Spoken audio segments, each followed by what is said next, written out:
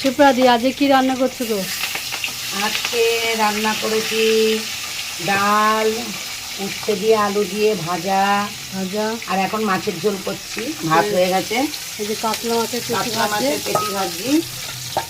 আর এই কিছু মাছ ভাজা হয়ে গেছে। হ্যাঁ, এই তো এক্ষুনি হয়ে যাবে। এক্ষুনি হয়ে যাবে। আর কিছু হবে না?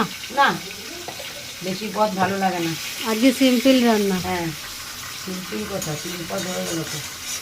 3 পদ হয়ে গেল। বেশি খেলে অসুবিধা আছে, সিম্পলি কম কম খাই। আচ্ছা, কম কম খাও না, তাই হবে, যো মর্জি। আর কি বলবো, বেশি খেলেই গ্যাস অম্বল হয়ে যাবে। এই যে সেটা সকালে ঠিক। আমি ডবল করে খেয়ে ফেলেছি, আমার এখন অসুবিধা হচ্ছে। তোরা তো পুদিনা হারা খেয়ে নিলে। ব্রেড খেয়েছি, ওরে বাহ, খেয়েছি। ওরে বাবারে, এখন ভাতে টান গালছে।